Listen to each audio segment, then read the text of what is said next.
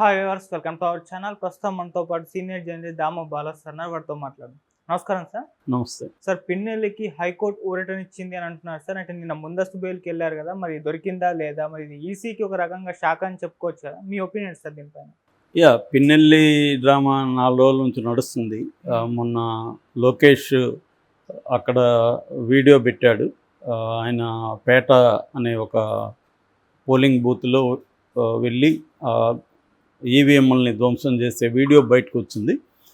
అప్పటి నుంచి కూడా ఈయన పరారులో ఉన్నాడని, ఆల్రెడీ ఈయన హైదరాబాద్లో అజ్ఞాతంలో ఉన్నాడని వచ్చింది. ఈయనేమో స్టేట్మెంట్ కూడా ఇచ్చారు, నేను ఎక్కడ అజ్ఞాతంలో లేదు, నాకు పోలీసులు సజెస్ట్ చేశారు ఇక్కడుంటే ఉద్రిక్తతలు పెరిగే అవకాశం ఉంది, మీరు ఎక్కడన్నా బయటకు వెళ్ళండి అని, అందుకని నేను హైదరాబాద్కి వచ్చానని చెప్పారు. సో ఎప్పుడైతే వీడియో బయటకు వచ్చిందో ఇది ఒక గందరగోళం అయింది మీడియాలో అంతా. దాంతో ఈసీ ఢిల్లీ నుంచి వీళ్ళకి ఇక్కడ సీరియస్ షంటింగ్ వచ్చింది, ఇమీడియట్గా ఆయన అరెస్ట్ చేయండి అని చెప్పారు. దాంతో అరెస్టుకు కొన్ని పోలీసు బృందాలు వచ్చాయి. బట్ ఆయన ఎస్కేప్ అయ్యాడని చెప్తున్నారు. ఇక్కడ రుద్రారం దగ్గర వాళ్ళు చేజ్ చేస్తారు. చేజ్ చేస్తే కారులో డ్రైవర్ అండ్ గన్మెన్ ఉన్నారు తప్ప ఈయన లేరు. సో వాళ్ళిద్దరినీ అదుపులోకి తీసుకున్నారు.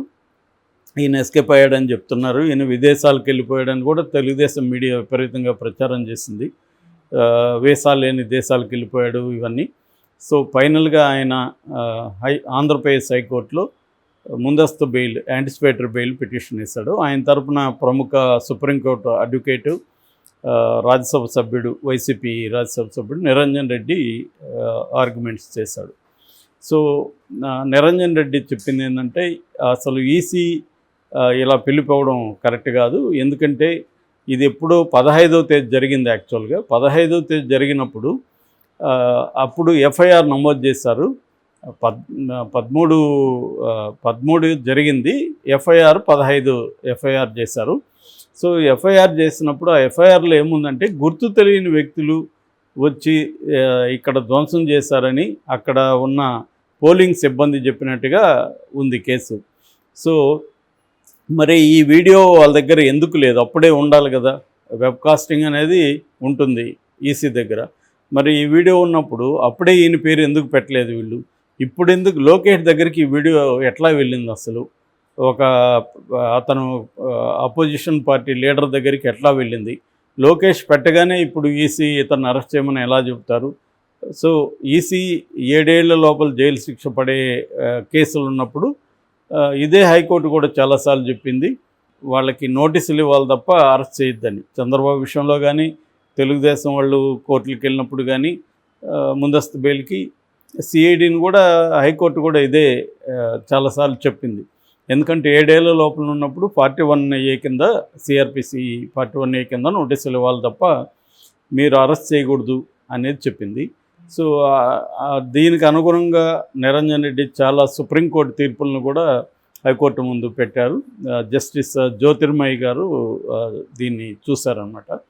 అదొకటి. రెండోది ఏంటంటే, ఆయన ఒక అభ్యర్థిగా ఉన్నప్పుడు అభ్యర్థిని ఇప్పుడు అరెస్ట్ చేస్తే కౌంటింగ్ని ఎవరు పర్యవేక్షించాలి? అభ్యర్థి పర్యవేక్షించాలి కదా. సో కౌంటింగ్ ముందు ఎలాగా ఒక అభ్యర్థిని అరెస్ట్ చేస్తారు అన్న పాయింట్ని కూడా ఆయన బలంగా తీసుకెళ్లారు. సో దాంతో దీంతో పాటు ఇంకొక 2 అభ్యర్థులు కూడా వచ్చారు. ఒకరేమో జేసీ అస్మిత్ రెడ్డి, తాడిపత్రిలో ఎమ్మెల్యే అభ్యర్థి, తెలుగుదేశం.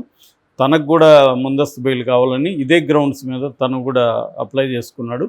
అట్లాగే గోపిరెడ్డి శ్రీనివాసరెడ్డి, నర్సారావుపేట ఎమ్మెల్యే అభ్యర్థి, ఆయన కూడా వచ్చి ఇదే గ్రౌండ్ మీద ఆయన కూడా ముందస్తు బెయిల్కి వచ్చాడు. సో ఈ ముగ్గురికి సంబంధించి కూడా జస్టిస్ జ్యోతిర్మయి ఒక తీర్పు ఇచ్చారు. అదేంటంటే 5వ తేదీ వరకు, 5వ తేదీ 10 గంటల వరకు, జూన్ 5వ తేదీ 10 గంటల వరకు అరెస్ట్ చేయకండి, ఇది కౌంటింగ్కి ఉండాల్సిన అవసరం ఉంటుంది.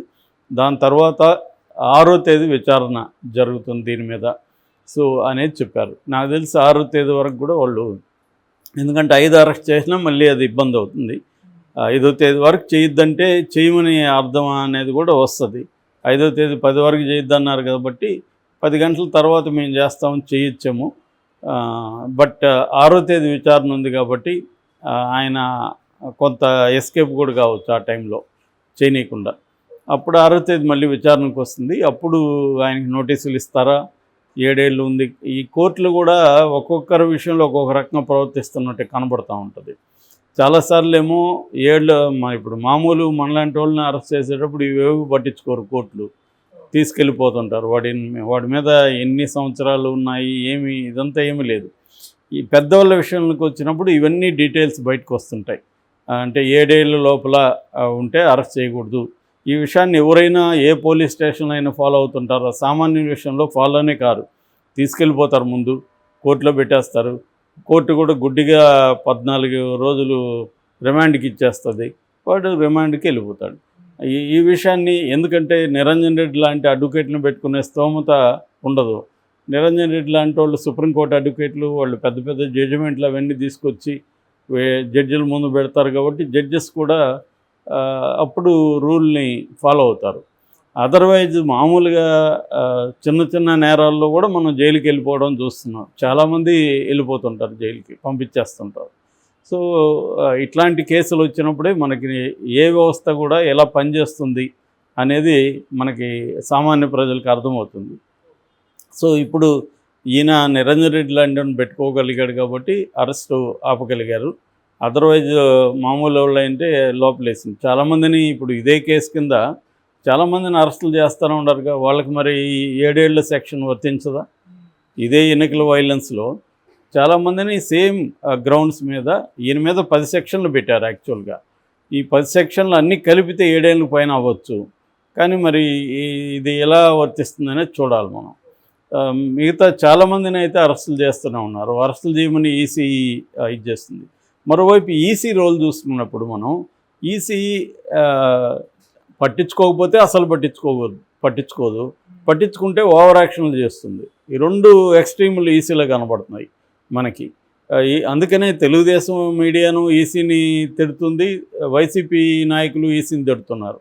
అంటే ఇద్దరూ కూడా తమకు అనుకూలంగా ఈసీ లేదు అన్న ఒక ధోరణి ఇద్దరిలో కూడా కనిపిస్తుంది.